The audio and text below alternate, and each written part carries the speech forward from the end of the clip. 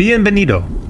If you are able, please share this show with a friend, leave us a nice review on the podcast player of your choice, or if you'd like to support us financially, sign up for the companion podcast, The St. Nicholas Project, on Gum Road.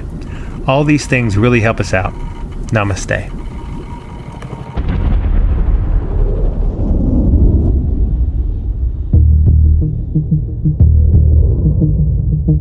Hello, friend. The Mystical American Patriots Society is transmitting to you from beneath 4 million cubic feet of solid granite, in the burning heart of the Yellowstone caldera. This is a variety program for normal sandwich-eating Americans with some concerns about living in a deranged, post-Christian technocracy. So, keep your third eye on the sky and your ear to the ground, as Sumo and Smokestack connect your main brain vein to a higher plane. Are you ready? Stand by.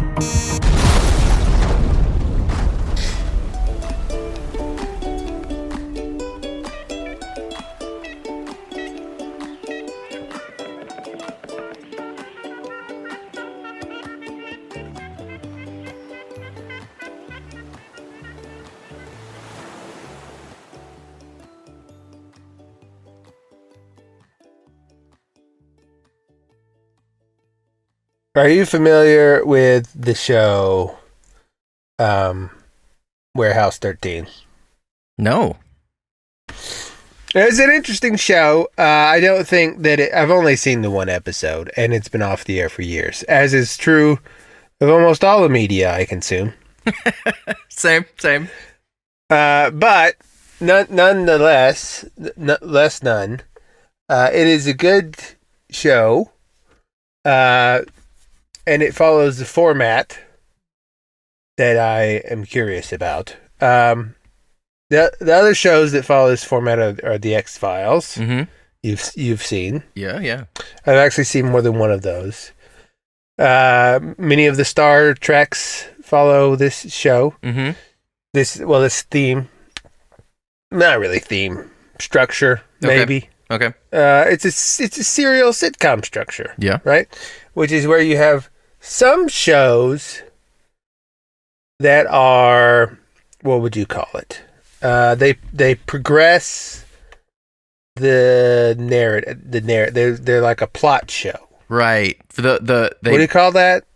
The overarching narrative of the whole show. Yeah, that has a name. Are they canonical or something like that? Shows? Yeah, canonical. Yeah, X-Files would do that. They would do like standalone episodes, and then they would, for 2 or 3 episodes, they would like forward the big plot. Right. Like there would be something, but then they just have what they call MOTW shows, mm-hmm. which is Monster of the Week. Right. Shows. Yep. So you would, there would be an episode where maybe Fox and Scully are looking for some guy who is like a half wasp larva monster. Mm-hmm. Yep. And is making a nest out of newspapers that he licks or something. Right. Or the Christmas episode, which is the best episode that was ever made of the X-Files, and maybe of any sitcom, or not sitcom, serial TV show. Right? So you've got the canon episodes. Well, you've got your Monster of the Week episodes. Yeah. And then you've got your episodes which advance the overarching canon plot of the show. Right. Mm-hmm. I've always been very interested in that theme. I think it works well. How is your life in the bunker as a clone going? Well, it's going pretty good. I mean, it's comfortable here. Mm-hmm. We're close to the lava, so I stay pretty warm, even in the winter. Right. Yeah, I've been a little worried. We have been having some seismic anomalies though lately. We've had some seismic anomalies lately, and also we keep getting DDoS attacks on our server. Yeah, which is fine. Our servers can handle it, but we're having difficulty pinpointing where they're coming from. Yeah, it's been on the technical and security side. There's been some hiccups lately, which are concerned. I'm not overly worried, but I realized the other day we hadn't discussed it in a long time, and a lot of our neuro listeners don't realize that you actually are not a real human being. Right, yeah, they may not know that. And you live under the rock Mm-hmm. in the Yellowstone caldera. Yeah, as it says in the introduction, I live in a bunker. Right, yeah, because I've been fighting the war against the Jesuits Mm-hmm. and the Illuminati. Yeah. And the Freemasons. Mm-hmm. And the reptilians. Yeah.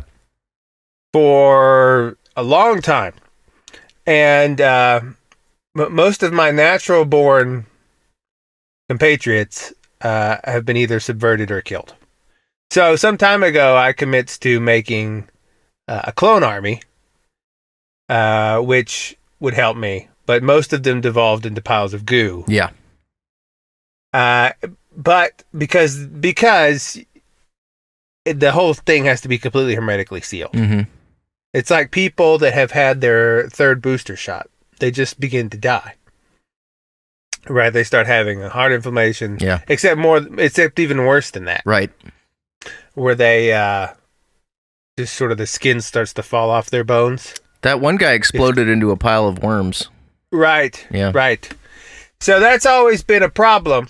And that's why I've only really had to make one at a time and keep them in a small, because I just don't have the space. Yeah. Right. And then every night you go to sleep and plug into a matrix-like head plug, Mm-hmm. which fills your head full of a pretend life that you like, which involves things like killing chickens. Yeah. Right. Yeah. And so now I experimented as they alluded to that they did in the actual Matrix movies, with instead of making your sleep life pleasant, making it a nightmare. Mm-hmm. You know, like the Nightmare Matrix. Are you familiar with the Nightmare Matrix? No. So this is a fan theory, but I think it's pretty much confirmed in the movies, which is that he says in the first movie that the first Matrix they made, they tried to make it a utopia, but people rejected that. Oh, I remember that. Yeah, I remember that. But then the second Matrix, and so this is the third version, but he never specifies what the second one was. So a lot of people feel that the second one was the opposite, was like a nightmare Matrix. Okay. And that things like those two white guy twins with the braids that could turn into ghosts. Yep. Or holdovers from the second Matrix. So they were like ghost people. Oh, okay. It's a nightmare. And also, if you recall, that guy that had the two dreadlock twins had a pair of bodyguards that could only be killed by silver bullets because they were werewolves. Right. So in the second Matrix, apparently they were like vampires and werewolves and all the things from mythology. And they still exist, but so that's where that comes from. I experimented with that. That didn't work either. Mm. You know. But so here we are. And I've just been a little concerned about what appear to be internet attacks coming into our systems. Yeah. You know. It's hard for me to do anything about it physically, as I am, of course, orbiting the Earth in my spaceship. Right. So yeah. Well, our data uplink is functioning well today. I think we could probably get through the show without too much technical problem. I hope so. I'm just worried that I'm a little worried someone is pegging your location. I see. Okay. So yeah, that would be bad. we need to double up on the security. Okay. Well, this coming week, I'll try to do some tune-ups on the security system and whatnot. Good. Today we're going to talk about a lot of things. Well, maybe we will. Maybe we'll just talk about one spend thing. a lot of time talking about one thing. Yeah, you never know. Here's some of my ideas for this. These are things that I wanted to talk about, right? But I'm not sure. Well, first I wanted to pay tribute to a great man who had his, I think it was 43rd anniversary. Sam since his big event, which is, of course, Jim Jones. No. Jim Jones and the You mean the of the Kool-Aid Jonestown disaster? Well, let's not call it a disaster. Let's not judge. Do you have a nuanced sort of take on Jonestown? No, I'm just impressed by it. I mean, it was so, I mean, what a stud was Jim Jones. Yeah. Who could get people to stand around and literally continue to drink poison as people were dying around him and tell them that they're gonna go, this is the way to go to heaven. I mean, that is a guy who I've always strove to sort of be like. Is a person that can speak that well. Not that I'm trying to lead my audience to their death. Mm-hmm. No. But someone that could speak that well. I mean, the people talk about Hitler being a good speaker. He really wasn't. He really wasn't that great of a speaker. He was okay. Mm-hmm. He shouted too much. It was too much. Mostly the Nazis held power via political machinations, not through speaking. Jim Jones was purely through speech. Yeah. Purely a spellcrafter who would sit around. I've told you this before. He would bring one of his congregation up on stage, usually a black man, and he'd have sex with him on the stage in front of everybody. Dude. And then when it was over, he would send the guy back. He'd put on his clothes and he'd stand up and say, "I'm the only true heterosexual in the world," to everybody. And they would have to repeat it and believe. And that is a level of brainwashing. Yeah. That I've just always been in awe by. Mm-hmm. Have you ever listened to the audio of the Jonestown massacre as they're dying? I haven't listened to the part where they're dying. It's wild. They're there's ladies screaming, "No, don't do it. It's poison." And everyone shouts her down. "Shut up, lady. It's not poison." And that has always been my model of how human society and consciousness works. Well, there'll be one person in a giant crowd going, "Don't do it. This is bad." And everyone's like, "Shut up." Yeah, I mean, and it's good. And then they die. That's how it works. And then they die, and that's like a microcosm. Many such cases. Many such cases. For instance, with Jordan Peterson. Yeah. Who has developed a great talent at being against things 13 months after it could have mattered. Yeah. Right? Where he's like, "Why? No one in Canada can leave without being vaccinated, and even if I am vaccinated, and I am. Yeah. I can't, I have to be tested, and they just leave me alone." Yeah. But he was shilling for the vaccine so hard. Yep. I mean, well, I don't know. It wasn't so hard. He's got some buyer's remorse. I mean, he wasn't warning anybody that this is impending doom. And the whole time I was like, if you just listen to the more crazy of us, it was obvious from day one. Yep. What that was going to turn into. Yep. And as we suspected, a lot of people are having medical issues from it as well. At the very least, no one seems to be being helped by it. Right, it's not doing what it was supposed to do. First of all, they were like, "Listen, if you don't believe me, we have all of the receipts about this. You can see." Fauci and company was like, "Listen, this shot is 100% effective." Oh, yeah, man. At preventing COVID. Yep. And preventing the spread. Yep. That's what they said for 2 months. Mm-hmm. And they're like, "Listen, okay, it's 80%. Yeah. So fine. There's a couple of breakthrough cases. No big deal. Yeah. There's a little bit. And then they're like, "Well, it doesn't prevent you from catching COVID, but it does prevent you from spreading it." Yeah. And then, like a month later, like, okay, fine, you still spread it. In fact, you may carry a more viral load than people without the shot. Yeah. But you lessens your symptoms. And then people continue to get sick. Like, you won't die.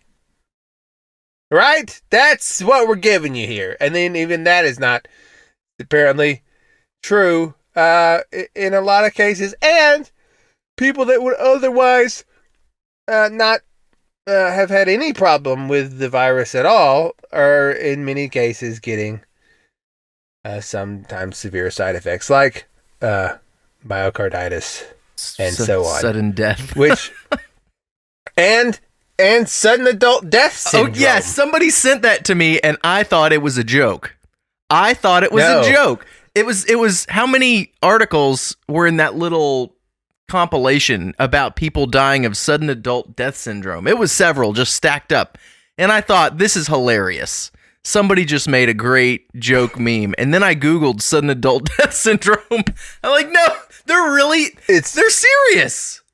They are. They're and serious. I tell you, I never really looked into that hard the idea that SIDS, sudden infant death syndrome, was related to vaccines. Well, I'd heard it. Sure. But now that they are trying to blame the uptick in adults dropping dead. Yep. Which is not, again, it's not like a huge, but it is a noticeable statistical uptick. It is happening. I mean, yeah. It's not like everybody, but it is like, it's obviously happening. Right. I know one guy in my nearby circle that had a heart attack at 32. Wow. It is happening, but it's not like awful. It's not. Oh, I mean, I guess, but it's not everywhere. But they're like, well, look. Sometimes there's sudden adult death syndrome too, and I think that's just what they say. They say it technically stands for sudden arrhythmia. Not arrhythmia. Yeah, it doesn't say adult on the actual definition. It says like arrhythmia or something. Yeah, aortic. Right. Something. But then the people it's also known as sudden adult death syndrome. And I never put any thought into the idea that it was sudden infant death syndrome was related to the vaccines, even though I'd heard that before. Mm-hmm. But now I think, oh, okay. Yeah. Maybe. Well, a lot of people are going back and questioning things that they didn't question before, like SIDS. Well, I always just assumed SIDS was a cover-up for mothers murdering their kids in their sleep. I did too. Or accidental death like smotherings and stuff. Yeah, like they'd lay near the baby and they'd roll over on it, or they would put it on their stomach and it would smother. Which turns out mothers almost never roll over on their babies unless they're... Yeah, it never happens. Unless they're absolutely very, very drunk rare. Or on some sort of drugs, because the instinctual protection is just too good. So then it's like, okay, well, they blamed it on that. What was the real cause? Well, maybe we have some more data on that now, Yeah. And when you think about it, it's like, well, of course, if you give medicines in large enough doses, you're going to have a certain number of people that react badly to it. Yeah. And so maybe that's what the vaccines are doing in general. Yeah. And maybe this one is just a little worse for that regard. But like Jordan Peterson was like, everyone get the vaccine, then we can go back to normal. And I was like, yeah, you should know better. You should have, yeah. You're supposedly a smart person. But I think what happened was, I think he has been unconsciously bought off. I think he never made like a decision. Mm-hmm. There was never, George Soros didn't come up to him and say, listen, shut up and I'll give you some money. Right? Yeah. It's more subtle than that. It's like you get lavished with praise and money in large amounts. And then you begin to fear being canceled more. Yep. Right. I think that's what's happened to him. And he even went so far as to say that he had had some of his boldness beaten out of him in one stream by the rabid attacks that he endured. Yeah. Which is true and understandable. Yeah. But you could also just like be like, I don't know, don't do the vaccine. You don't have to take a hard stance about it, but promoting it, right, is but he's like complaining about it. It's like that was 100% obvious to everyone that's insane, which is, the correct people. Yes. But he does it, and I feel that way a lot. Like some people were a little mad at me because I said, remember, if Joe Rogan wasn't an agent of the system, he would be canceled. And I may be, yes, our people are accusing me of podcaster jealousy. Yeah. Where they're like, you just don't like him because he has a bazillion times more listeners than you. Or, people just say anyone with an audience is a shill. But no, and I may be taking too hard of a stance against Rogan. He may be less bought than I imagine, although I don't know. Because here's my suspicion. I think he is bought off more explicitly than Jordan Peterson. Okay. Because I have seen clips of Joe Rogan that is speaking, which would, by modern standards, be pretty horrible. Yeah. like people that never get brought up or trotted out ever when people are supposedly mad at it. Right? Someone may tweet it, but it never goes viral as it does when they're trying to cancel somebody for real. Right. Because things don't go viral organically almost ever in that regard. They always are amplified by the various nodes of the media conglomerate network and filtered out to the world. Like one of them, he and his big friend Joey Diaz are discussing what could arguably be, under some definitions, raping people. Okay. Because Joey Diaz is saying that he, in order for female comics to get on the stage at some nightclubs, that Joey Diaz is making them do oral sex for him. Wow. Right? Now, and Joe Rogan is like, that's hilarious. Right? Right. And so now there's been, especially during the height of the Me Too movement, was that ever brought up? No. Even though you can find it if you want to, and you're someone trying to take him down. It's never like bandied about ever. Most people have never seen it because it's from an old episode, way back when, and people have forgotten about it. But it's there. He's been on the air for years. There's lots of times before he was super popular when he was talking about things. Like another one before he was super popular, when his podcast was just in its infancy. He was talking to people, and he was talking about how he went to a nightclub one time in some city, and how he and his friend were the only white people there. And he says something like, and this is not me, this is Joe Rogan. I'm quoting Joe Rogan. He says something like, it was like Planet of the Apes. Oh man. Yikes. Right. Yeah. And he says 4 or 5 of those. Yeah. Level of things that never, like when they're all mad at Joe Rogan and trying to cancel him. Right. Those things never actually surface, which would cause, like, I don't know, somewhat real backlash. Yeah. Of people. Yeah. But they never surface because they're not actually, all the efforts to cancel him are not coming from the cathedral. Okay. They're coming from, it's like they're trying to grassroots cancel him. People are just angry about him, and right. they feel like, so what you have is you have a controlling command center of cancellation, which is like organized by like Davos and these people and, right. and these organizations and the media conglomerate and stuff. And when they get the word from higher up to cancel someone, all of their nodes amplify the message. This is bad. This person's bad. Look at all these bad things. Look at the bad things. Cancel them. Right. Cancel them. And it trains the public to react to it. And what happens is they are trained to react to it. And so when someone does actions that are like those actions done by people that the system has amplified to cancel, then they respond by some percentage of them respond by trying to cancel on their own. Like they're like, oh, this is bad. We got to get rid of him. Right. It's like it's like they're antibodies that have been trained by an immune system, but the immune system is not actually sending the order to attack. Right. So they're like, and so people get upset at Joe Rogan, but they're they're lazy people. They don't have this giant infrastructure to like sift through everything he's done. And so they never, and even if they do find his worst clips, they never, they may tweet it out, but it never gets amplified by all the nodes. Right. To actually cancel him.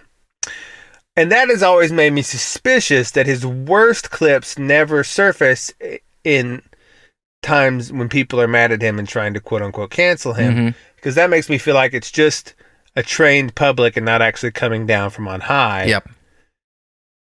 Who are trying to get rid of him. And then you say, and further, he also got paid like $100 million from Spotify or something like that, like some crazy number. Right. And you don't really get that. You don't get that kind of money unless you're playing ball. Yeah. In general, like, you just, is Spotify really getting 100 million? Let me look that up just so we're using real numbers. It's a whole bunch of money, and I'm not even, and like, I like Joe's takes on stuff. I do too. The show like that he too. did with, Alex Jones and Michael Malice and, who else was on that little show recently? I don't know. They did it was Tim Cast hosted it. Yeah, and they were talking about the Great Reset and stuff. I mean, that was all on point. Like, they were doing good analysis there. Correct. So, we're not Rogan fine. haters. No, not a Rogan hater. And I know that some of our listeners really enjoy Rogan. Maybe Rogan suspectors. Rogan suspectors. Because I'm a Rogan is definitely a shill. Well, it's just, there's a list of people that I can count on to give me their straight, honest analysis about a very contentious situation. There are people out there that I trust to do that and not give me their fake take because, because of some other interest. And I'm not, for me, Joe, I don't think is on that list 100%. No, not 100%. He's not. And you can tell because he did a 180 on the moon landing and acted like a schoolgirl when Neil deGrasse Tyson came on and said that we went to the moon and fly around in space at 100 bazillion gillion. So he used to be a moon landing denier. Oh, he's not even a suspector. He was a full-on denier. Of course we didn't go to the moon. This is ridiculous. Look at they're jumping on wires. Right. And then they were like, listen. $100 million. Just shut up about the moon and some other things. Yeah. Right? And now he occasionally will allude to the moon, like he had some Instagram post some time ago where he was talking about the moon and goes, "We didn't go, parentheses, I'm drunk," like this is his qualifier. Because he knows we didn't go. Right.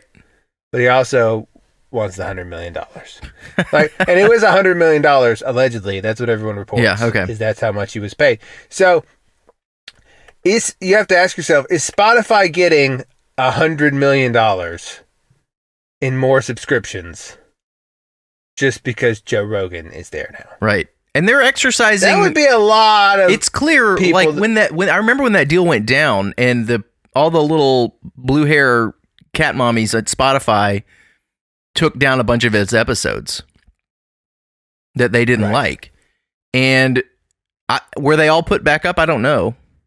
Are there still some? Some of them were. There's a couple that were not. And that tells me that Spotify, at the end of the day, does have editorial control over what he says.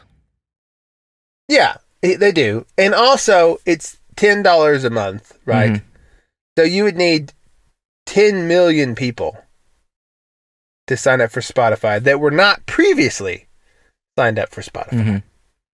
So most of your Spotify people at the time that were going to use Spotify, I think, had probably already signed up for Spotify. Right. I doubt that you got 10 million people Mm-hmm. to, even over a couple of years, to sign up just because Joe Rogan's up there. But what you did do is you took Joe Rogan's sometimes contentious, sometimes truth-telling show, and you took it off the free platform that has the YouTube that everyone can see and talk about, and you put it behind a paywall where it no longer gets shared and goes viral. And Spotify can exercise some manner of editorial control. Right, like just not putting out the most controversial clips. And Spotify is a node of the network. I mean, they are a node of the network you're talking about. Right. And so I think in his case, he probably knows on some level that's what's happening, but it was never like, it's more explicit than what they did with, and there's various levels of selling one's soul. There's various levels of it, and I think that Joe Rogan probably wasn't, I don't know if they came to him, like I said, maybe they did, but they were just like, listen, just go over here for a lot of money and stop spreading whatever message you're spreading in a wide way. Right. Like his clips never come. They used to be all over social media, but now they're not because they're behind a paywall. Yeah. Sometimes they are, those little snippets. But so that's one way that the system is like, because what Joe Rogan is, I think, is he's a gatekeeper and a pressure release valve. Mm-hmm. And you need these things in a system of control. Yeah. So you're doing evil things. People realize it. They start to get suspicious. What do? Well, you have people on there which will act as pressure release valves for the portion of the population that's getting mad. Yeah. And they feel like, oh, someone is saying my point of view. Right. Which is what, like there's a lot of men that are into like masculinity and working out and being tough and self-reliant, and they're like, we need a voice, we're mad. And then the system is like, well, how about Joe Rogan? Yeah. Right? And so Joe Rogan comes on there and he talks about how you can get muscly and how you do fitness and how you go hunting and also how you accept using trans pronouns with a lot of qualifiers, and how we did go to the moon, and how the vaccine isn't necessary, but also it's not super evil. What they're doing, and that's what they do. See, they have someone there who sort of says what you say, and then they're like, they qualify it with like, yeah, but to the point where no one does anything. Mm-hmm. So like, because what he'll say, like, it's pretty obvious to anyone with any instincts for this sort of thing. You can't have like undirected public rage just flying around out there. Right, you got to direct the public rage. Correct. And what you want to do is direct it in directions that are futile and don't do anything. Yeah. Like you want people to be. So like, that's what protesting is. All protesting, marching around with signs, chanting in the streets. That's taking public rage and sending it into a drain. Yep, because it doesn't accomplish. Right. Like they just wait for you to leave and go home. Either that, or the other function of protesting is to give political cover to politicians who have already decided what they're going to do anyway. That's the other function. Like to make it seem like it's and so Joe Rogan is he acts as a pressure release valve. Like he can still be there. We need to control how his content comes out. Mm-hmm. We need to put it behind a paywall, but also we know he's not going to get too, like, he's not going to say that the vaccination program what it appears to be is a planned for many years program to put digital IDs in people and on people and restructure the entire world economy in the Great Reset. Or he may bring that up, but he'll do it in like that's what people say, and I see how people think that, but we can't be sure of that, man. It's not something we can know. You know, like he'll recognize your legitimate concerns and then talk you down of them. Right. Talk you out. Tell you like, why it's which is how a okay pressure not release to valve do works. anything about it. And don't get too upset get too because upset. you don't really know. Like, you're not really sure, you know? And in fairness, I don't know what anybody can do about the vaccine, like, papers, please, techno element of this on the individual basis, other than just refuse to participate. Which is what people should do. Which people should do that, and that's not really that controversial a take. So I'm not saying I've got such, this big take that Joe Rogan is afraid to espouse in this case. Yeah. But, at the same time, there's a pattern of ineffectuality that comes out of the big voices on the right. Like somebody told me the other day that Steven Crowder announced that if Rittenhouse is convicted, he's going to go to Kenosha. And I said, to do what? Do what? Exactly. To do what? So he's not going to do anything, and everybody knows it. But it would be, and he said, well, to raise hell. And I said, well, okay. I bet it'll feel real good to watch Steven Crowder raise hell, but it won't do anything about that potential grievous miscarriage of justice. Right. Like, it doesn't, Steven Crowder's sold out harder than most people. I mean, he's extreme. Like, he functions as pressure relief valve par excellence. This is really how they can. So what they want is to promote a left wing agenda, but then there's a right wing that doesn't want to do it. So they just have installed pressure release valves all over the place. Like Rush Limbaugh was largely that, because he would get up there and be like, but he would never break rank with the Bushes. Never. His job was to keep people on Team Bush. Correct. Yeah. And none of them ever offer any like meaningful resistance or alternatives to anything. Right. Because they just like get mad. Yeah. Watch my show, and then go vote for the other guy who is on the same, who will then just capitulate to whatever the agenda is. That's why none of the right-wing talk radio set ever talk about abortion anymore. Yeah, because there's no way to handle that subject anymore and pretend you're doing anything, so they just don't touch it. Right, exactly. The same way they do with gay marriage and all this stuff. Also, like they just because after their job is to slowly ease people into accepting it. The last little hope or sliver of hope about a political solution to those problems is now gone. It slipped away, never to return. And so therefore it's not, because there's no way to talk about it in a way that honors the rules of the left in how to handle conflict, they don't talk about it. Right. Yeah, and this is a lot of what Joe Rogan does. So like I think this is why Jordan Peterson was kept around and not canceled harder. I mean, they did come after him hard for a while, but he started to qualify stuff after they came after him real hard. Again, not understandably. People get attacked too much and they start to stop. I'm not blaming him for that. But like, he would be like, he never was like, trans pronouns is insane. He was just like, maybe it shouldn't be mandatory in Canada that you do this. And so he would have this stance that a lot of people would agree with, or like he would voice the concerns of a significant portion of the population.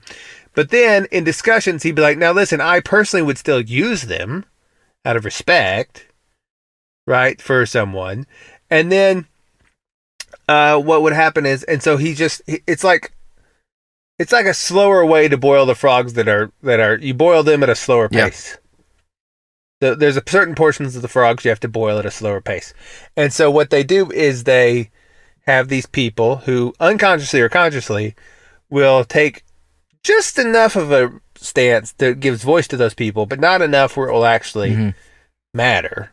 And those people are allowed to stay and do their thing, or and they're put where they need to be. Like if Joe Rogan is too much, you put him behind a paywall. And that's how pressure release valves work. And like Steven Crowder, I don't even I don't even blame the guy. He was trying to make a living selling mugs. That doesn't work. So he was like, listen, I'll do whatever. I'll sing and dance whatever song you want. There's no money in merch. I can confirm that.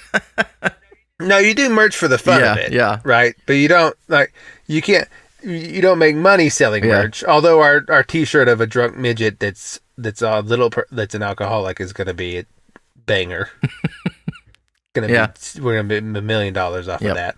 But that's how this, so I think Joe Rogan is that. Jordan Peterson has become that. I'm a little skeptical of Jordan Peterson because he worked for the UN for a long time. Then that makes me wonder if there was any plan there with him. I don't think that there was. I think he got involved sort of without knowing it, but then he was... I mean, the thing about Jordan Peterson is he seemed like a guy that genuinely cared about stuff, but also couldn't say no to a dollar. And maybe a little naive. I could see him getting involved with the UN in a naive, I really want to help the world sort of way. In an honest way.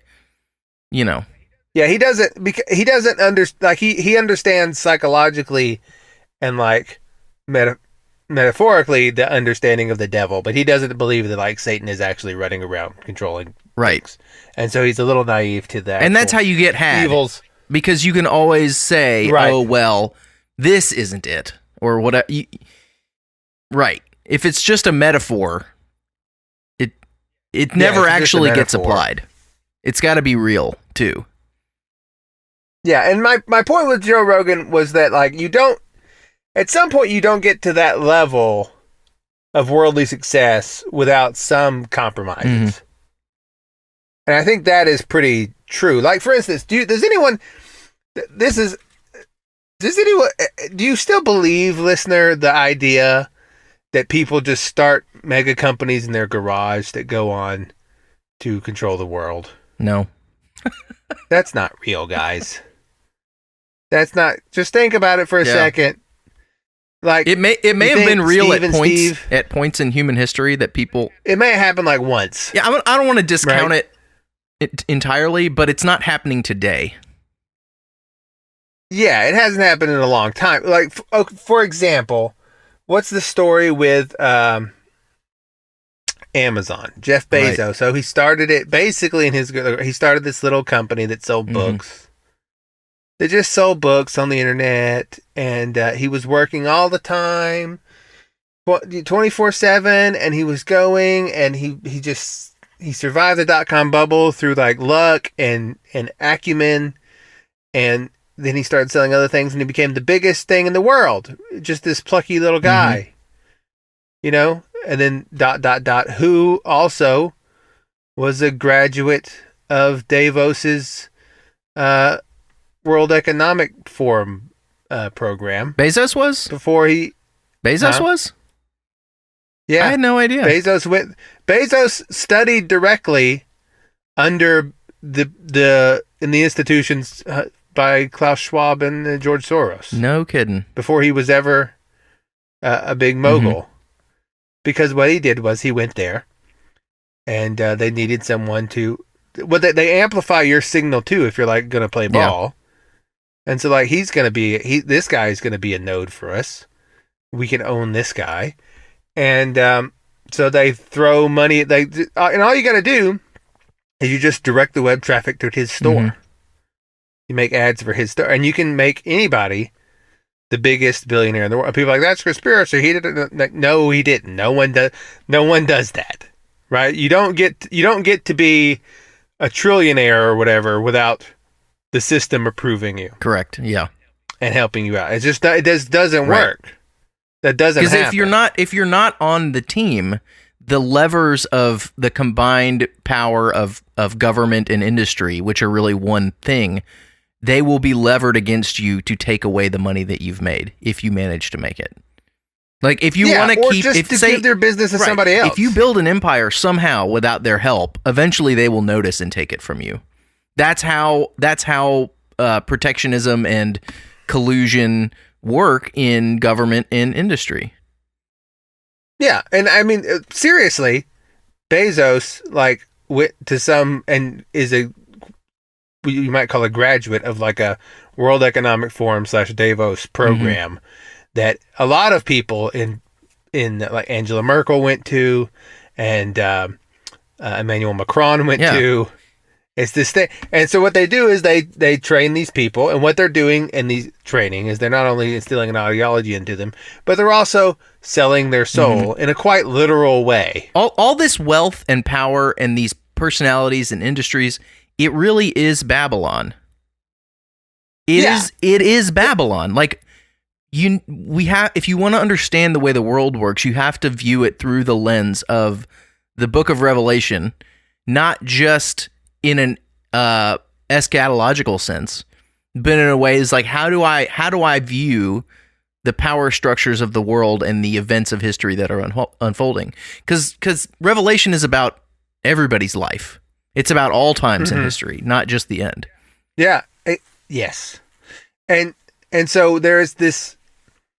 So when you begin to notice that all these people that are high, powerful politicians and giant, like Bill Gates, also connected to all these things, right? You don't get there without selling your soul. And people say, "Well, you can't say this." We have a clip of a young man who says he sold his soul. Are you familiar with the Soldier Boy? This is the Island Boys. Fly Soldier. He's one of the Island Boys, right? Yeah, I think he calls himself Fly Soldier, which is like he's. But let's listen to him. He was talking about the Island Boys are ridiculous, by the way. They look completely stupid. Right. They're the white guys that rap, I guess, and they're covered in tattoos in their hair. They've done like a dreadlocks perm thing with the. It's weird. But anyway, let's listen to him talk about his recent experience selling his soul. So about a week, not today, but about a week ago, I sold my soul. You understand what I'm saying? And ever since I sold my soul, I haven't been happy ever since. You know what I'm saying? Hey, yo, man. Y'all ain't gotta believe me. It is what it is. I'm not even capping. It's because, listen, I had to do it. You understand what I'm saying? Because, like, I had to do it because I was trying to make it, like, you feel me? Like, and as of when I was, selling my soul,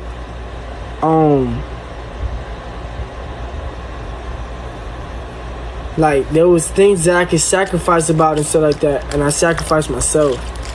I could have sacrificed anybody, but when you sell your soul, you gotta sacrifice someone that you really love, and I sacrificed myself and stuff like that. You know what I'm saying? And I did it. You get what I'm saying? I couldn't do it with nobody that I love. The demon asked me, are you sure you want to sacrifice yourself? You can sacrifice someone that you love. I said, nah. But when you sell your soul, you feel me? You gotta, it's not how people say it is. You really gotta, you really gotta pick. You understand what I'm saying? And you get anything you want. You get to be rich. You get to have fortune. You get to have everything you ever wanted. You feel me? But you can think I'm cap. I'm not tripping. I did it a week ago. I haven't been happy ever since. I've been having anxiety every single day. What did I wish for? To be famous and be rich. Yeah, I bet he's got anxiety. Yeah, so that was a moment of honesty. from one of the Island Boy rappers. And that is a literal thing that one does. Now, is selling your soul permanent? Is it possible to? Of course, you can, but it's a deal that makes it difficult for a lot of people to ever walk back out of. And it's a literal thing that happens in a very formalized way as you go up the halls of Babylonian power. Everyone. Notice he straight up said he was talking to a demon in that clip. That shouldn't be passed over. That's what he said. They do sell their souls, and like I don't know if everyone talks to a straight demon or whatever, but when he says you have to sacrifice something that you love, and you can sacrifice anything, and I chose to sacrifice myself. That means, by the way, that he was probably allowed himself to be raped by somebody higher up the chain of Babylon. That's why there's so much. That's why Jeffrey Epstein's island existed. It's not just blackmail. It is. I know this gets dark, but it is like do this in exchange for money and power. And yes, it puts blackmail on you that you can be used against you. But it's also like, here's a person that's going to play ball. They're willing to do whatever. The man had a portrait of Bill Clinton in a dress in his house on the island. I don't. The symbolic meaning there is that he owns Bill Clinton. He made him do something humiliating. He made him put on a dress. Which, by the way, apparently getting somewhere in Hollywood requires you to be photographed in a dress in some way. Oh yeah, yeah. That's a whole other story. Matt was talking about that the other day. But if you Google, here's a fun Google game. Pick any male actor's name that you've heard of, and then the words in a dress, and Google it, and you find it's almost 100%. They've made almost all the big name stars wear a dress. But what they do to female stars is they make them have a rape scene. Almost all the big female stars have a rape scene because it's about it's selling your soul in various degrees, and the higher up you go, the more explicit this is made. Like, this is what you're doing. And so I do not doubt for a minute that at some point Jeff Bezos had to do something to, in a very explicit way, sell his soul in exchange for all the money in the world. And you can sort of tell that he had to do something bad, because look at like who they end up with. Like, his current girlfriend, quote unquote, looks like a weird demon thing. And Mackenzie Bezos was really, I thought for her age, very pretty lady, and seemed really sweet and nice. Like, why would you trade up Mackenzie for that weird hag demon thing made of plastic? Well, she looks like a hag demon because she's had so much plastic surgery because she used to be a man. Like, that's nuts. Which is, she used to be a man. I know people are like, but no, that's what they do. This is how it goes. It's part of the humiliation ritual for going up higher and higher on the ladder. This is why so many of the, this is why there is so much transsexuality in the upper. This is why probably Michelle Obama's a man, and so on, right? So because this is how they do. You have to. There's a literal, like, selling of your soul process to gain the highest echelons of worldly power and fame and fortune. And I mean, look at John Travolta's story getting into Hollywood. Look, you know, that is some dark, evil stuff. But the stuff they put him through for him to get where he is a perfect example of this.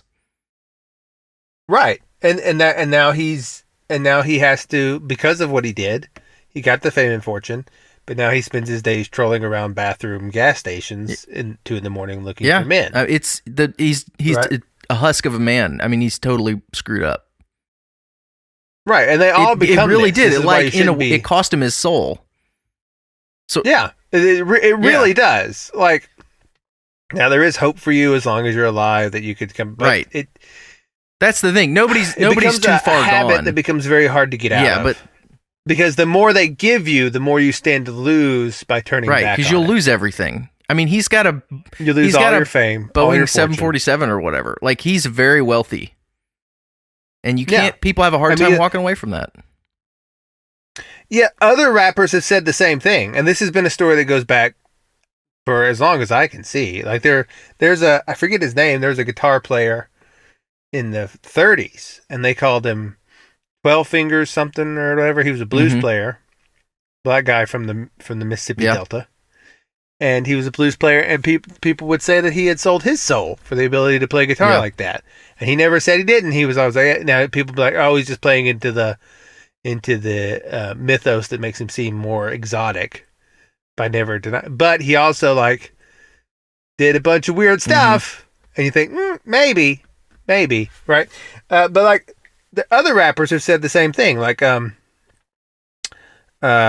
Snoop Dogg had a song called "Murder Was the Case," right? And here's the lyrics from that. I think it's too late for praying. Hold up. A voice spoke to me and it started slowly saying, bring your lifestyle to me and I'll make it better. How long will I live? Eternal and forever. And will I be the G that I was? I'll make you better than you can imagine or even dreamed of. So relax your soul. Let me take control. Close your eyes, my son. My eyes are closed. Murder was the case they gave me. You can sacrifice anything, yourself or someone else. It just has to be someone you love. Snoop Dogg's lyrics are really about a voice speaking to him and saying, I will make your lifestyle better than anything you can imagine or dream of. Relax your soul. Okay, my eyes are closed. Murder was what they gave me. In his lyrics. Right? It's not a metaphor. That's really what happens. That's why Snoop Dogg is weird and broken. Yeah. Because you can have like Fly Soul just said, you can get anything you want in exchange for the soul. But it's not a great move to make. That's why you shouldn't be. That's why you really should look at these people that are doing these evil things. Yes, you should be mad, but also like pity. Like they are gone. They are husks of what they could have been. They don't experience any joy. They don't experience any love. It's just all like Angela Merkel never experiences happiness. Ever. Right? Neither do Bill Clinton or George Bush or any of these people. It's just they have taken the ticket and gone all the way, and the only thing that gives them fleeting good feelings is earthly pleasure. Like this is why they're so into like sex stuff, and also they get a bit of perverse pleasure of trying to drag other people down with them. But there's never any. The universal impulse when one has made a grave irreversible error and can't deal with it is to make other people do it too. Yeah, hence the vaccine push. Yeah. Where everyone's like, doctors are starting to realize they've pushed something on people that doesn't do anything. Right. And maybe is harming some of them. And also they've been complicit in the global tyranny, medical apartheid. Yep. And then they're like, well, but if ever, it's sort of like the School of Fish, someone said, who said, I don't remember. Maybe it was Michael Malice. Again, I don't, these popular people, they make good points. Doesn't mean, Joe Rogan that doesn't mean they don't make good points. But it's like a school of fish. If everyone's doing it, you can't be singled out once you realize you've made an error. But yeah, that's the universal impulse is when someone has gone down a dark road is they want to drag people down with them because they don't, having company down there seems easier than coming back out. But like, you should never, like, don't envy Jeff Bezos in any way because he has millions of dollars. He's completely dead inside. There's nothing there. And he still has to be to maintain it, he still has to be ritualistically humiliated. Yep. Like divorcing his pretty wife for a obvious transsexual ghoul who has been plastic surgery to hell and back. And even that, he has to be like, they have to have video of his new wife swooning over Leonardo DiCaprio in his presence. Yeah, that was. And then he has to make some weird post about it on Twitter. That was hard to watch. Where, because she doesn't really like him. No one really likes him. He cannot be loved, and he cannot give love because his soul is dead. But in exchange, he got to be one of the richest men ever and pretend to go to space. And you can do that too, listener. It's not just for... you can sell your soul too if you want all the money in the world. I don't recommend it. But if you just put it out there that that's what you want to do, the opportunity will be made available to you. Right? DMX told a similar story. He was another rapper. In his track, Damien. Right? He says, I got fronted some keys to get back on my feet. And everything that nigga said came to reality. Like living like a baller, having money, blowing hella chronic smoke. I bought my mama a Benz, I bought my boo-boo a Jag, and now I'm rolling in a 9 Trizzy Eldorado. I guess that's an Eldorado. It's weird. Just remember who changed your mind, because when you start set tripping, that ass mine. Right? He's in that one, he's like talking about everything he got. But then at the end, he says, remember, when it's over, you're mine. Yeah. Right? When it's over. Like, what people do, I think this is one of the, because you think, who would make that deal? Like, so explicitly. Yeah. You know, like Snoop Dogg being like, you can have everything, but you got to murder. And I don't know who he killed, or if he, or if he did it in some third-hand way where it's not really, I don't know exactly how it works. But who would make this deal? Because it doesn't seem like a good deal to any logical person to sell your soul. What a lot of people do is the devil plays on your hubris, and he says, yeah, you can trick me later. Right. You can be like a Constantine, like from the comic book. And you do this, and I'll give you this, and then you just repent of it later, and then you're fine.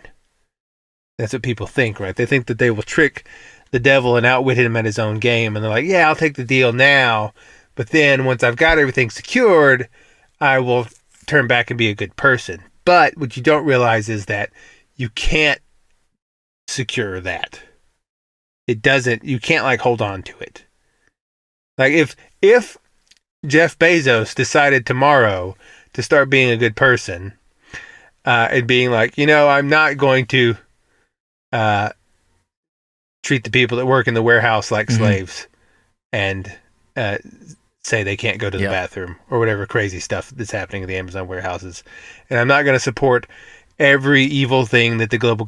If he started speaking out, his fortune would be gone tomorrow. Absolutely.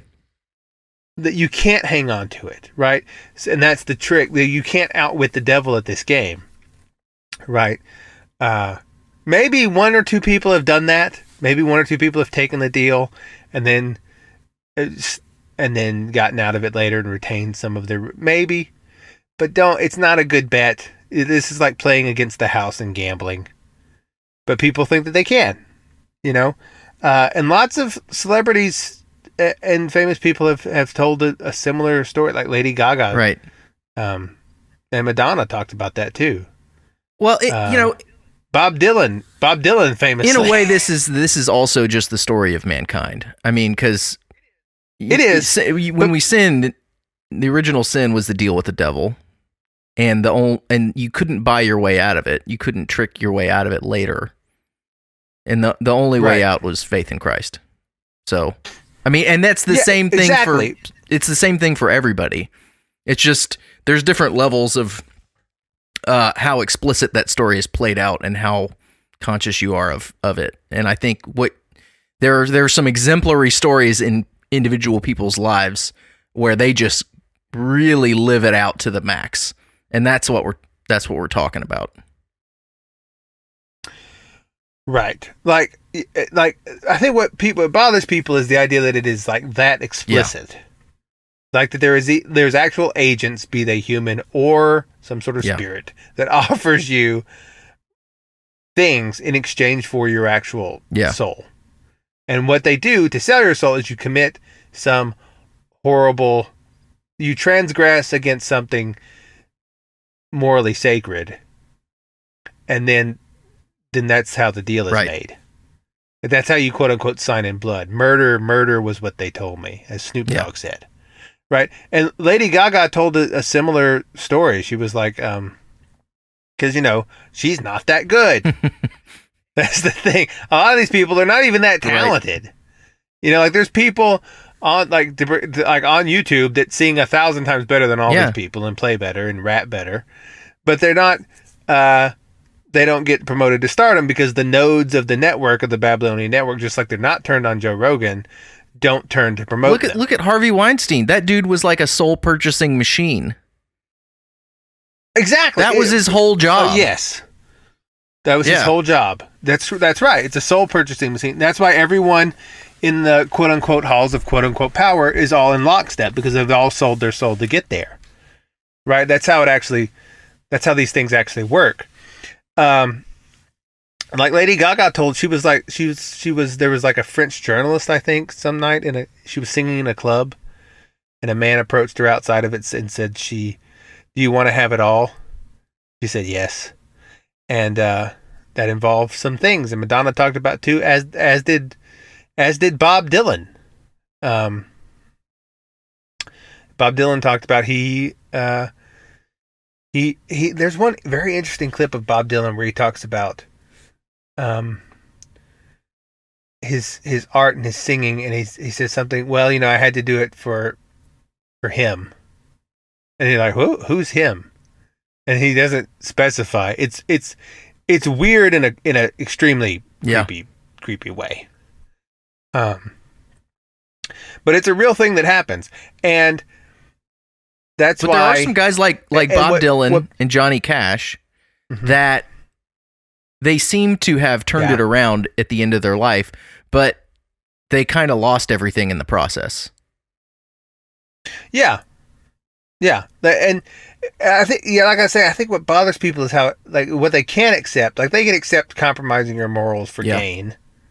Because what they can't accept is that it's an explicit deal made with like an actual devil, right? Or an agent of an actual devil to get, like, that Jeff Bezos or Mark Zuckerberg or Bill Gates, like, literally at some point sat down and said, I will do evil in exchange for money. And that someone offered them that deal. That's what people find unbelievable. Right. But again, Epstein's Island was real. Yeah. It's still real, by the way. People are they're just doing it with someone else now. Epstein sold his soul. They said, you are this school teacher or whatever. We're going to make you, you're going to dine with kings and queens. You're going to have power over all these people. Here's the thing, though. You need to rape children. And get other people to, too. And he was like, okay, if that's what I got to do to get there, then that's what I'm going to do. And he had a great life by worldly standards. Until, as DMX said, when it's over, and if he's even dead now, I think he actually is dead. But when it's over, you're mine. And don't think this doesn't happen in academia too. Everybody talks about Epstein's connections to politicians and business people. Oh yeah, he's all into. But he was all up in the academic world, like Steven Pinker, right? Yeah, I mean, he was directing so much money through academia, and he was such a power broker there. He was a king in academia, and that doesn't get talked about because academia likes to stay behind the curtain, what goes on there. But just like being a movie star or a business mogul, if you want to be at the top of academia and be this famous intellect, there's probably going to be some compromises made to get there. Yeah.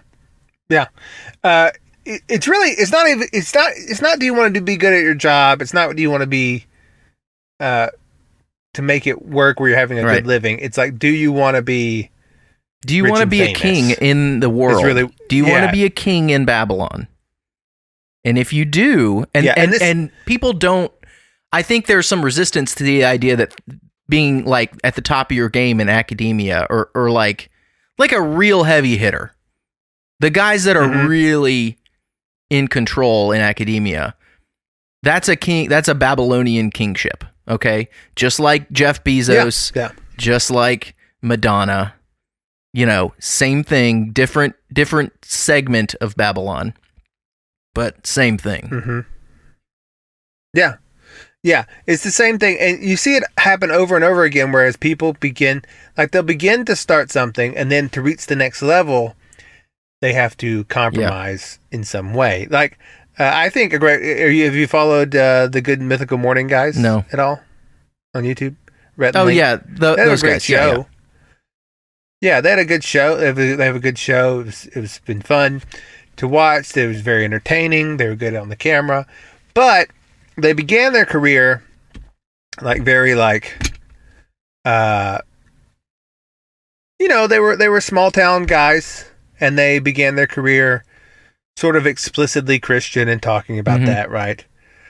But then in the process of becoming megastars, they have repudiated all that, so they no longer believe, and they've embraced full hog. They've repudiated their faith? Oh yeah, they both publicly? had a long segment where they talked about. Yeah, they had a long segment where they talked about they're no longer I didn't know Christian. that. Wow. They didn't believe in it anymore and that they had problems with the Christian community and how they were intolerant and and they just did the whole thing, and then they get the next level. Who's the guy that wrote that book, and I Kissed Dating Goodbye, that recently recanted also? Do you know who I'm talking about? His name escapes me. No, I don't. But that's another case. Like, he wanted to advance in certain circles and among certain people. And so, he sold his soul. Yeah. And I don't think that in Rhett and Link's case or whatever, it is that explicit as it was for Snoop Dogg, probably. Yeah. I think it's just they're around these circles, and people say don't you agree with this? Don't you want to do that? Don't you think this? Don't you? And they don't want to say no. They want to fit in. And so you begin to say it, and as you say it, you start to believe it. And then as you get more access to these people who you want to have access to because they give you more opportunities, you begin to conform to it. And that's sort of how it works on a lower level. It's like by degrees, one cocktail party invitation at a time. You sell your soul. Yeah. That's kind of the trope of Washington, D.C., is that if you go up there and you try to do good, you're never going to get invited to the cocktail parties. And so eventually everybody sells out because those are really great parties, apparently. Yeah. They're really great parties. But also, and one of the things they'll do is they'll try to get you to do good through, they'll be listen, I know you want to help out the community. I know you came here to be a senator to help out your state and get and then we'll help you do that. We'll help you bring lots of new jobs to Connecticut or whatever. But listen, you also need to get on board with this war. And if you do that, then we'll put your job bill in the thing for Connecticut, and it'll be great. We'll put it right there in the war bill that funds the blowing up of another country. Yeah.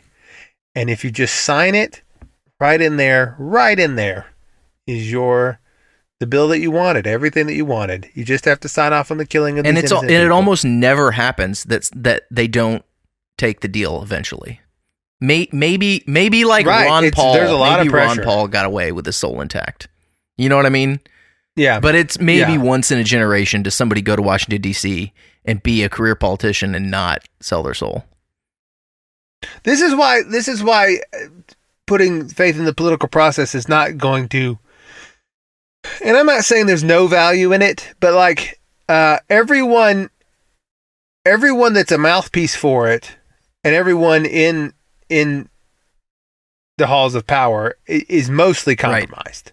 Right. Ben Shapiro is just like Steve. He just functions as a way to get you to not do anything meaningful and to redirect and the thing is, doing the meaningful thing, which would actually change the course of the country, is not sexy, and no one's going to talk about it.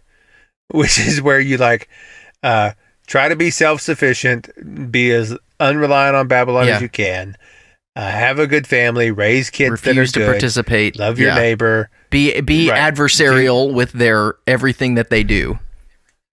Yeah, right. That it's not like a big like going to Kenosha and raising hell. Is it going to do anything in the long term? It just but that's what they want your outlets to be, and they want you to keep running on the rat race of the wheel of destruction without any positive outlet. And then I don't know. I think Ben Shapiro may be autistic enough. He doesn't even know that's what he's doing. Right. He knows that he won't say words. Like that's a way you sell your soul. Because your soul is sort of like your speech, like your logos. Like agreeing with evil, calling evil good, or not, he doesn't, he 100% does that. He won't like call out things that are obviously evil and call them what they are a lot of the time. Ben Shapiro, Stephen Crowder, they all do this. And if you tell the truth, they kick you out of hell. That's the way out. Right? That's the thing. It's like, that's how you get out. If you tell the truth, they kick you out of hell. And that's why they're always lying all the time, forever. Like with the recent Rittenhouse thing. Speaking of Kenosha and talk about Steven just Crowder like face melting lying. I mean, everything was a lie, and of course it was. There are millions is. of people out there that believe that Kyle Rittenhouse shot a bunch of black people. They believe this today. Yeah. That's the stunning part of this.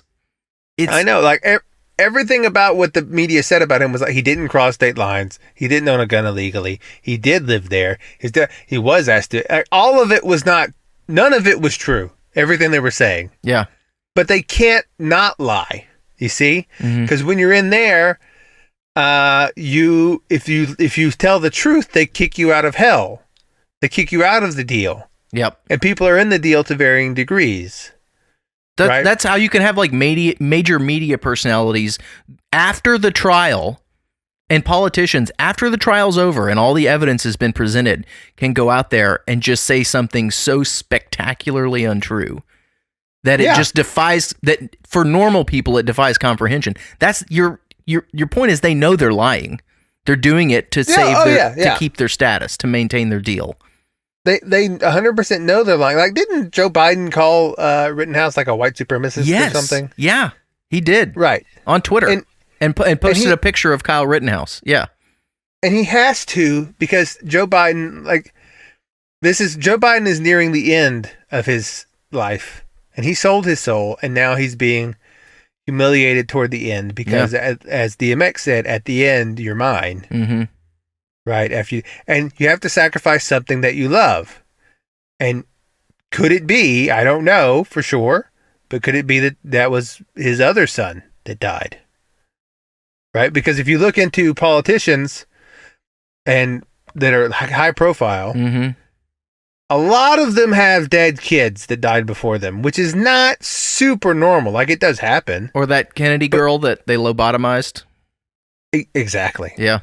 Exactly. The Rosemary Kennedy, or Rose, whatever, either one. They sacrificed their daughter, and this is not.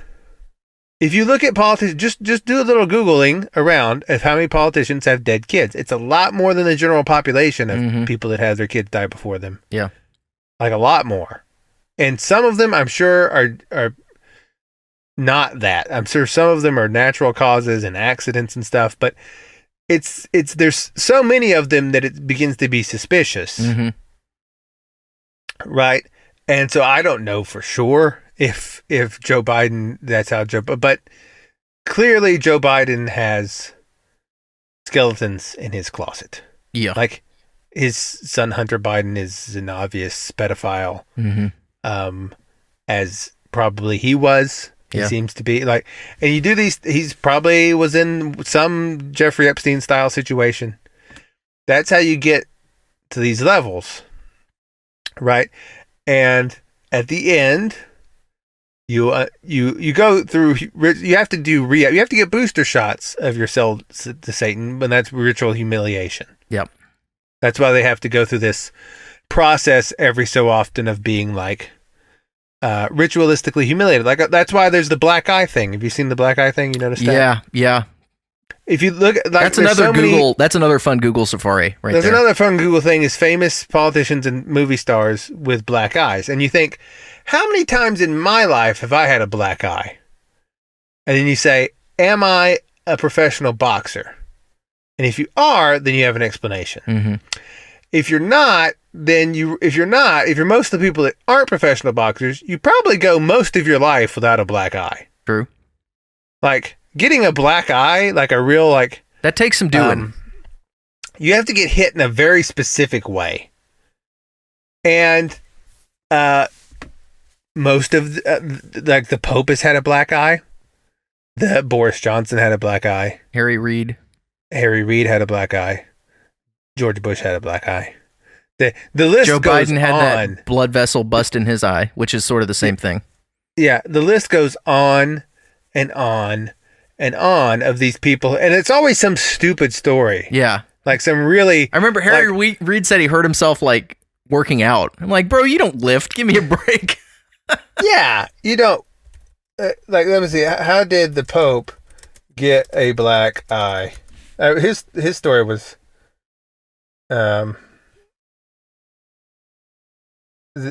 Pope Francis left with black eye after hitting head on Pope Mobile. Or something. Which isn't... I don't know. Well, see, like any of these, if it just was the one person. If it was the one, but it's like everybody. All of them, yeah, it doesn't make sense. Once you view them in aggregate, there's a pattern that defies randomness. There's a pattern that defies randomness, and the explanation is that it is part of this ritual humiliation that they have to re-up. You have to get booster shots to prove you're still in the system. Mm-hmm.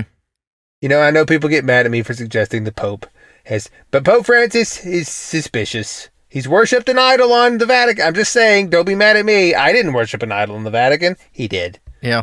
Don't be angry at me. And the whole involvement with the climate change stuff, that there's no... People on the Vatican Council... You cannot. Yeah, people on the Vatican Economic Council, which why do they even have one of those, explicitly call for the reduction of the human population by billions. Right? That's who they've got there. I didn't do it. Don't be mad at me. Mm-hmm. I'm just saying what I see. Yep. Right? And Richard Branson, black eye. It's almost always the left as well, which makes it even less likely to be an accident. Mm-hmm. John Kerry, black eye. Kanye, black eye. John McCain, the Pope, the guy that played Iron Man. What's his name? That guy, Robert Downey Bush. Jr. Yeah. Adam Sandler. They all like the list goes. It's usually like the men. Black Eye Club. Yeah, it's usually the men. I mean, some women get it too, but yeah, they have different rituals for men and women because the way you humiliate men is different from the way you humiliate women. Like you humiliate men through making them have signs of weakness, mm-hmm. or putting them in a dress or whatever. And so like and you humiliate women in a different way.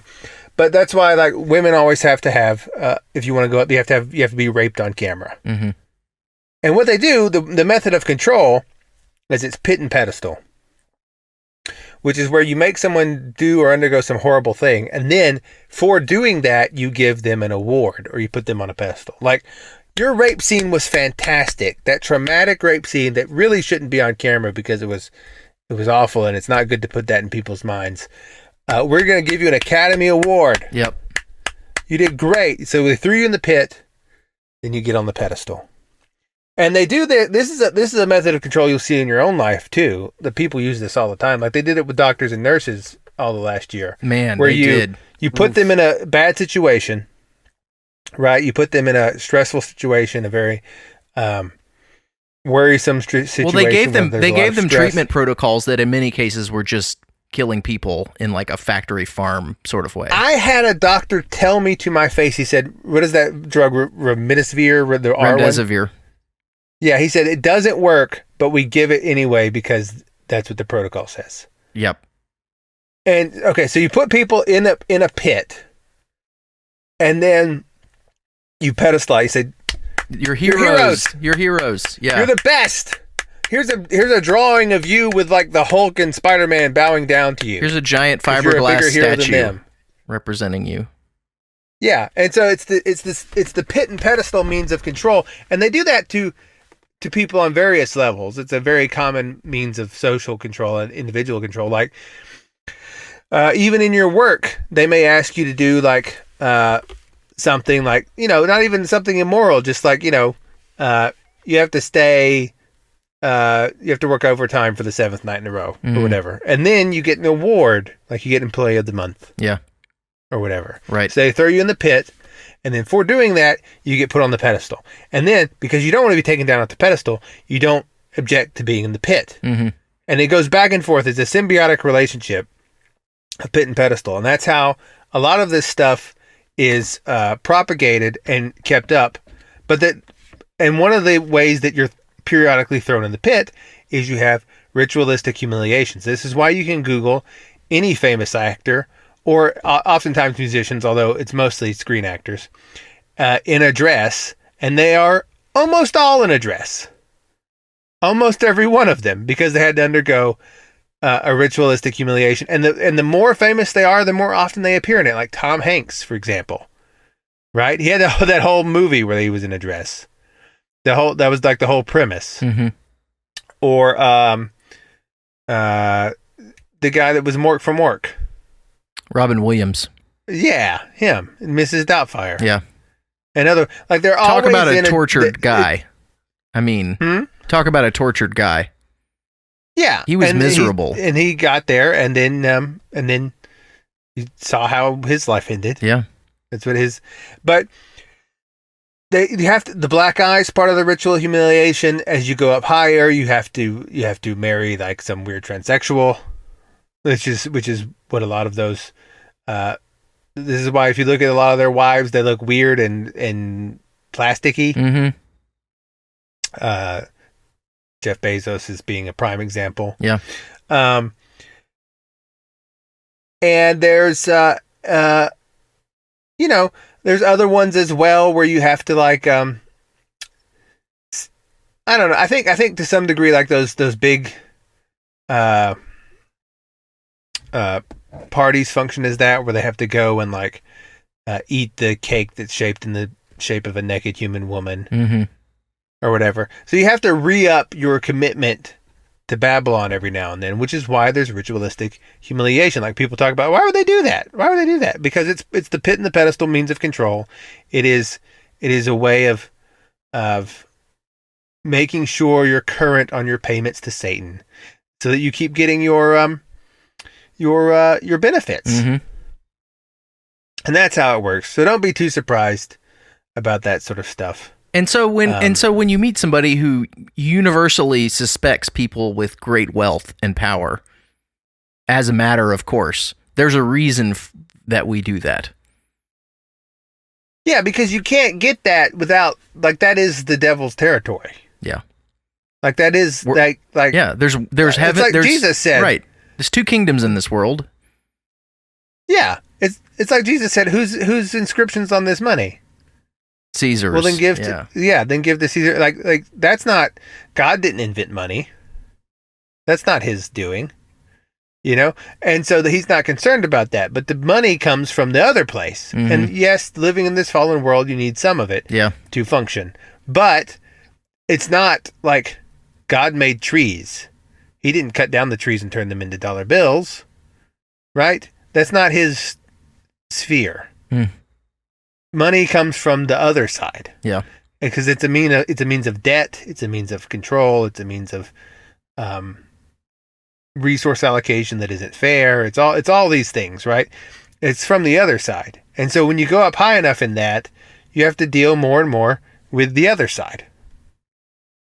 And it's real and it's literal and it's all these things. But that said, I wanted to address the email that someone sent us about Stone Soup. Oh, that was a good email. Yeah. Yeah. That was from because Isaac, I was thinking I about Stone Soup. I've still been thinking about Stone Soup. And so one of our listeners sent us an email about what they thought was the meaning of Stone Soup.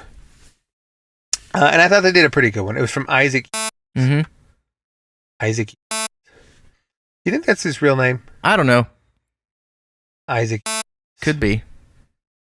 He says, my thoughts on stone soup. Message. I think I've discovered the meaning of stone soup. The problem the story addresses is the problem of how to borrow from Noam Chomsky's phrase, manufacture consent. How do you get someone to do what you want them to do when they don't want to do it? If you're asking someone to do, if what you're asking someone to do is too great of an ask, scale it down into the smallest, most innocuous possible thing you could ask for that you know they couldn't possibly refuse. If they won't give you any food, ask them for what you know they can't not give you. Ask them for a stone. Once they say yes to the stone, scale it up incrementally to a pot, salt, etc. Along the way, they will get so used to saying yes that by the time you get to the big ask, they will forget their original reluctance, because the big ask will simply be the next logical progression in the dialogue. This is essentially the same concept as boiling the frog slowly. That's why this allegory, together with the Emperor's New Clothes, as you mentioned on air, is one of the two stories at the foundation of civilization. A, get someone to believe an obvious lie. B, boil them slowly in the pot of stones they gave you. I think that's a good analysis. I was just thinking as you were reading it, it's just 2 weeks to slow the spread. You can you can stay home, you can watch Netflix all day. It'll be great. No big deal. It's just a couple of stones. It's funny, I was having trouble with stone soup because I was thinking about the soldiers as the good guys. But then Isaac sent that email and turned it around. He's like, no, these are the bad guys. They're trying to get the food from the villagers. Right. And they got to control, and it was a happy story because the it's written from the perspective of the soldiers. You know, it was a really interesting spin. For me, that was a big spin on that story. And I think that is also that's the well, I mean, it fits well with what we talked about today, the slow boiling of the frog and how you give your soul away a little bit at a time. Yeah, I think that's true. What he said, I think that's correct, but there's something a little more to it where it's like it almost has to be that way. Like I was gonna call last week's show if I talked about stone soup, how magic works and why it's your fault. And what magic really, if you notice, there's a cauldron in that story. There's like a cauldron, like a witch's pot that everyone puts things into. And the way magic works is you try and all magic is you're trying to make what you're saying into reality. So you have some premise and you're trying to force it into being through agreement. Like if enough people agree, it will become real, is the idea behind magic. And there's an element of that in stone soup where it's like, well, if we want this food to appear, and if we can get people to believe a lie and contribute to the creation of this fake reality, it will then manifest itself as real. And that is true. Like that does happen. Like I know people disagree. I think that is, in my opinion, a lot of what the pandemic is just enough people agreeing that this thing is happening to the point where it begins to happen to people. Like it becomes a self-fulfilling prophecy. Like I think a lot of people basically had a flu, and then they'd go to the doctor. The doctor would freak out because, oh, there's a big pandemic. We need to put you in isolation. Oh, you're having trouble breathing. We better go ahead and put you on the ventilator just in case. Yeah. And give you these drugs. Then the ventilator, that's not good for you, and then you cascade and you die because you're 82, and that wasn't a good move. The idea of the virus itself is sort of a red herring when you look at it that way. Right. Like it just needed to happen, and then you did it. Like you created it. And that's how the terrorism thing worked. It's like, well, if we get everyone to drum terrorism enough, then we'll go to the Middle East and blow people up, and it will make terrorists. Yeah. Like it's a self-manifesting. Like that's sort of what stone soup is getting at, I think. And it's like, it's why magic works and why it's your fault. It's because Well, you're contributing to it, but you're also you're only vulnerable to it. This was my thought. You're only vulnerable to it because you weren't doing what you were supposed to do anyway. I think is one of the other things of that, because like they should have shared their food with hungry strangers. Sure. Yeah. Right? But then because they wouldn't, because of their selfishness, their fear, their lack of generosity, their greed, then that very thing is used against them to create the magic spell, which then takes from them more than they would have probably given or without their knowledge or consent. Like, because they want to see the stone soup. The soldiers begin to make soup, and then they want the food that the soldiers are going to have, even though they weren't willing to give. Yeah. Right? And that opens them up to being under the spell of under the spell of black magic. I think that happened a lot in the pandemic. Like, people did not. I'm not quite sure what their fault was that enabled them to be. Well, I mean, I guess their fault was they weren't. It's hard to say, but it was playing on very specific flaws in people. Yeah. To get them to act in this way, and then they contribute. Everyone contributes their own thing to the pot, and it becomes this giant cauldron of grossness. Right. It shouldn't be overlooked that the soldiers got the people to do something that they didn't want to do by using this transcendent idea. Yeah. That was a lie. You can't make soup from stones. So they use this untruthful, transcendent idea. Just like you can't catch viruses from people. Okay. I mean, what happened to AIDS? Think about it, guys. Yeah. Like, if AIDS actually works how they say, it should be everywhere now. Yeah. Everyone should have AIDS or HIV. People are having more sexual encounters with strangers. There should be so much AIDS, right? If it actually is transmissible between heterosexual couples, there should be a lot of people with AIDS. Mm-hmm. Do you really think they're all using condoms all the time and all being 100%? No, of course not. It doesn't happen because it never happened. Right. Right? And I know that sounds even crazy, but just think about it. Where did it go? Yeah. Oh, we all have antivirals now. Fine, but everyone should be on antivirals. Right. No, it's a great point. What they sold about AIDS did not come to pass. AIDS was a lie. Like, yes, some people out there are sick for reasons, but the story they told about it was total crap. And Fauci lied to everybody about that. Viral transmission does not appear to happen. Yeah. There's more homosexual activity today than there was in the 80s, for sure. Mm-hmm. And yet, there's less HIV going around just flying. And a lot of those people have sex with men and also with women, and women should be having it. It's not happening. Yeah. Because that doesn't actually happen.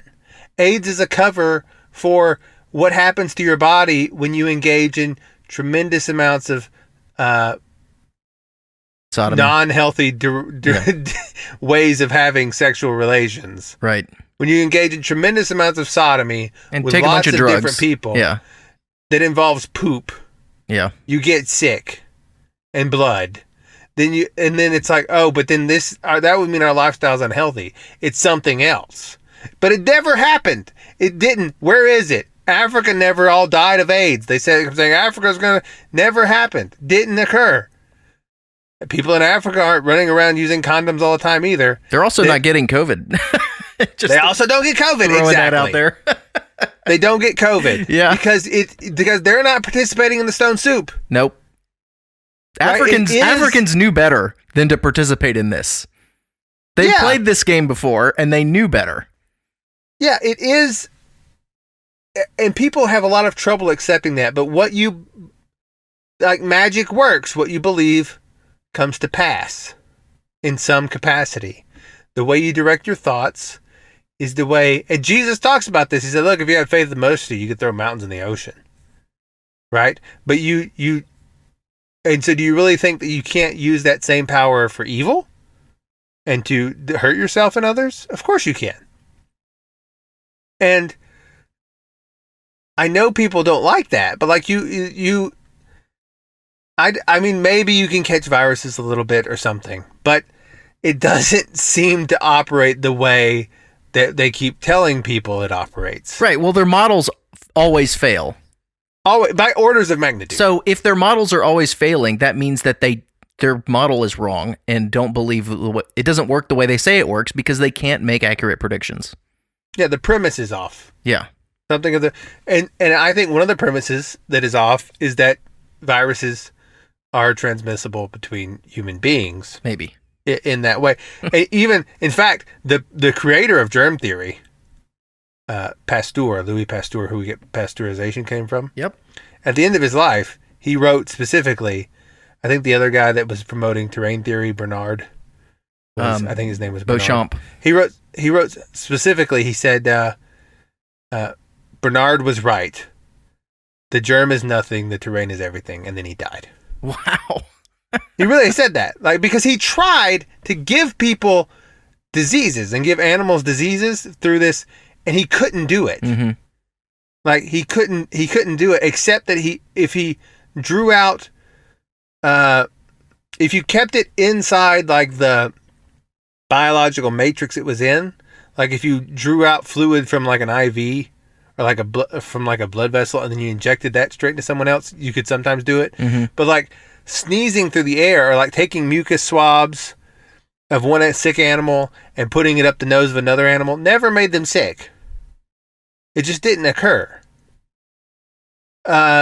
Because viruses, whatever they are, have to be in a certain like organic matrix to live. They break down almost instantaneously. Yes, they do. Outside of that. And this is another thing. It's like, oh, the AIDS virus is so weak. It's so weak it dies instantly, like on a surface. That's why no one. It's like, well, then why? Then what are we talking about here? Right. How's it going from one person to the other? You know, none of it has ever come to pass as they suspect. And just like with COVID, so I think you're stone souping yourself into AIDS. And into, like, what happened was they said, you're going to die. Here, take this medicine, and we drew out of a rejected chemotherapy drug, and you take that, and that'll help your AIDS, and then you die. And people are like, oh, we're dying from AIDS. But then when they stop giving you that medicine, you stop dying. Isn't that convenient? Yep. Like, it was never, but it was just stone soup. Yeah. You just did it, and that's what's happening with COVID. I know people get mad at me about that, but that's what a lot of it is. I think, personally, that happens on many levels. I think a lot of cancer's probably that, to be honest. Did you see the paper about symptoms of so-called long COVID being positively correlated with self-diagnosis and less correlated with people that actually had confirmed test results? Yeah, because long COVID is, again, it's a stone soup. You're manufacturing it. And you're not, this isn't to say you're not really sick. Yeah. Because people do get sick. It's like the women with fibromyalgia. Yeah, they're experiencing real things, but people, I think the fundamental disconnect is people don't understand that what you think and believe can affect you physically. Yeah. It's the nocebo effect. It's the opposite of the placebo effect. Yeah. It is you're making yourself sick through belief. Mm-hmm. Just like, and you really can get sick. And like, but I think I said that with cancer. I think that a lot of people that go, like, this is not medical advice. Disclaimer, asterisk, whatever. I think a lot of breast cancer occurs because women get focused on breast cancer all the time from the constant ribbons and awareness and going to get mammograms. Yeah. And if they didn't, then a lot of breast cancer wouldn't occur. And I have some medical information on that because a lot of so-called lumps that people get suspicious of and they freak out over and they go do biopsies of, if you didn't do anything, would probably go away on their own. Mm-hmm. Now, if you have a tumor, ladies, you make your own choices. Don't blame me and say, Sumo told me to sit around and not do anything about my tumor. No, look. Right. I'm just giving you on the other, like, cancer treatments wreck your immune system. Your immune system is how you keep yourself from getting all sorts of diseases, including cancer. Maybe we should consider that there's a feedback loop there. That's the point. There's a feedback loop. That's exactly right. Like, as you go and get quote unquote treatment for it, you are also hurting yourself more and more, and then making yourself be. And I'm not saying all cancer treatment is unuseful or whatever. I'm just, there is an element of a self-fulfilling prophecy and a stone soup to a lot of diseases that is not recognized. Like, the more you worry about the thing, the more it becomes real, the more it harms you. Yeah. And that's, I think that's why some people, this is why the people that never think twice about smoking don't seem to get lung cancer. Yeah. Like, whatever, man. And they're like 97. Right. You know, but some people that they went and got screening every year, and then they got a cough one time, and they went to the doctor like a dummy, and the doctor told them you have cancer. If they just didn't go to the doctor and never were told they had cancer, would they die? I don't know. Yeah. You know, but it's possible that may be a thing. This is why I don't go to doctors unless I'm actively bleeding. Yeah, I don't go to doctors either. I better have a serious problem if I'm going to be at a doctor. Yeah. Because they're going to tell you things that are wrong with you, and then you're going to believe them, and then you're going to amplify that, and then it's going to be bad. Yeah. We should offer a service where I can't call myself legally a doctor or a chiropractor. What could I be a healer? I'm just a healer. No, I tell went people, to a doctor. You're fine. I went to a doctor for something last year, and the doctor said, "Oh, you have this. Here, take this pharmaceutical. You're going to have to take it for the rest of your life." And I said, "Are you serious?" Do you mind telling what he said you had? I don't want to say that on air. It's okay. Okay. It's no big deal, and it's and it's since totally resolved. So, and I said, no, I went home and I took they gave me the bottle of pills. I took them. I said, I'm not taking these. I did some homework and I figured out what was really going on and I fixed it. And now it's gone. Yeah. And this doctor told me that I was going to have to be on patent medicine for the rest of my life. Yeah. And that's because doctors are dummies like everyone else. That's what the entire medical establishment is, a sales funnel for patent medicines for life. That's all it is. Or that's not all it is. Most of the time, that's what it is. Right. Just know that, everybody. Know that, everybody, that these people are pharmaceutical salesmen. End of rant. Yeah. No, you're 100%. And I think that if you had agreed with them and taken it, then you would be on it for life and it would get progressively worse. Yes. Yeah. Whatever it was. Yeah. I'm going to let's just make up something. Maybe butt sores. Yeah. You had butt sores. Butt sores. Right. And your butt sores would have gotten worse and been your whole life. Mm-hmm. Because you believed in it and then you were taking this medicine for it and then it doesn't help it. And then, and I'm not against medicine in all cases. Don't be weird. Yeah. I'm just saying this is an element of how diseases appear to work, I think. Right. Is that there are to some extent, a self-fulfilling. Like, medicine theory is sound. Like, I practice herbalism, for crying out loud. I believe that there are substances you can take to help with diseases and conditions. Right. That's not what we're saying. Right. But know when you're getting stone souped. Yeah. And you're getting stone souped a lot. Yes. And the world is the emperor's new clothes and stone soup. And don't sell your soul for stone soup because it's not worth it. Yeah. The stone soup thing really turned into something nice. I wasn't sure where we were going with that, but that was good. No, thank you. Yeah, maybe we should, if we ever do video, we should both have black eyes at some point. And like, it should be on like the 333rd episode. Yeah, or when we get some like subscriber milestone that we're celebrating. We'll both have black eyes. Yeah, like I just want to the other thing is when this stuff happens, you can like mess with people that are into it. Yeah. Like you make your video exactly 9 minutes and 11 seconds long. We just passed 100,000 downloads on one episode. Yay! And we both have black eyes on the same day. We'd have some stupid story. Yeah. Like we both. I was blowing leaves in the yard and, And a pine cone. fell and hit me in the face. Hit me in the face. And, we should, yeah. But see now, then people would be like, "Oh, they said they were going to do that, Right? Just so they could get away. So with we could doing cover up for our selling out. It gets very meta, Yeah. and then it's like the metaverse. We're making our own metaverse. Yep. We're gonna live in. What if we just did our show in the metaverse in the future, and people got on and they were like robots and everything? Hey, that'd be cool. Do you know that this is our 99th episode? I did know that.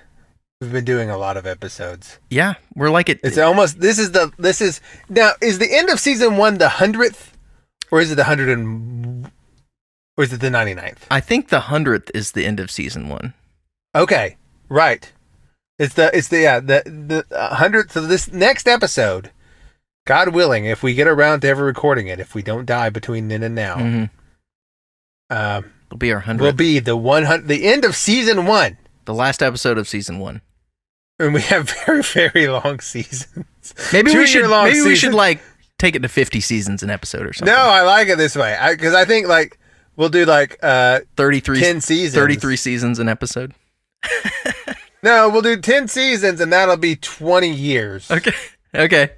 Right? Yeah. And then people will be like, which season was that? And it'll be this giant corpus of right on things that people have to sift through. One of my dreams is that one day you and I, if you listen to those YouTubes where people take someone that used to speak like Terrence McKenna and put their voice over music. Yeah.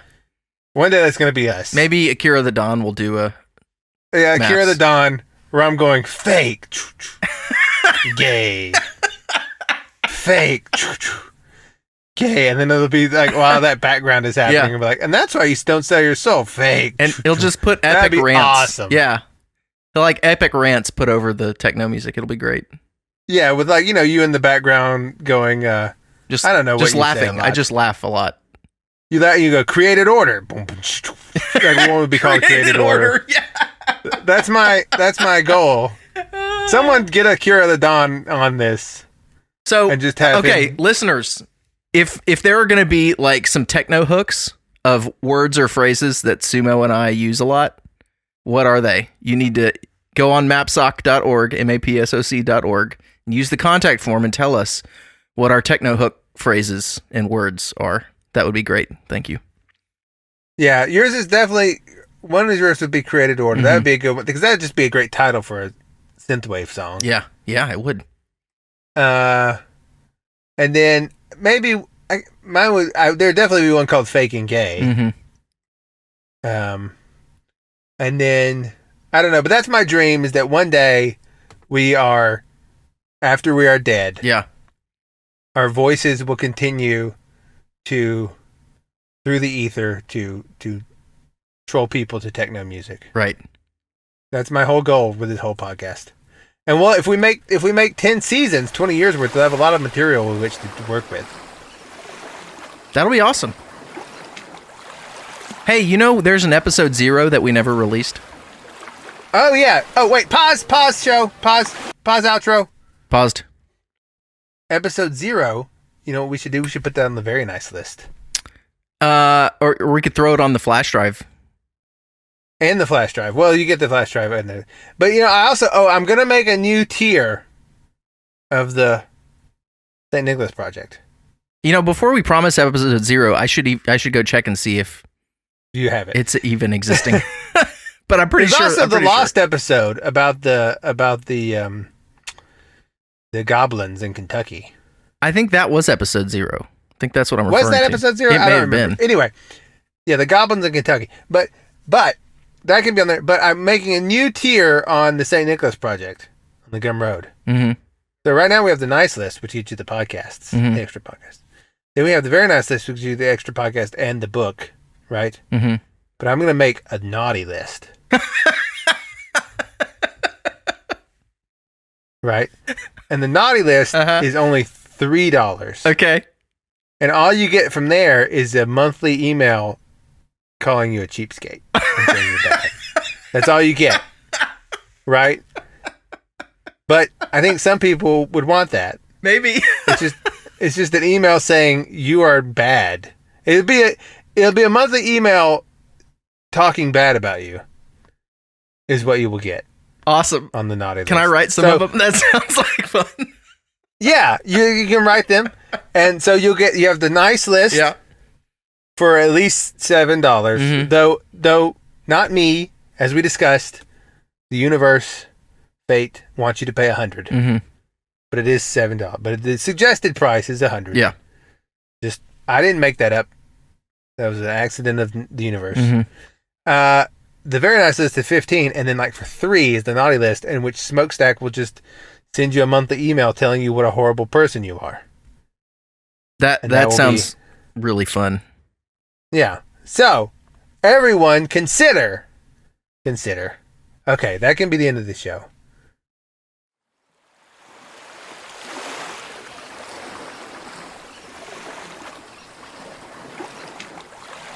Don't you want to be at the beach right now? Listening to that? How do you know it? How do you know I'm not? That's a good point.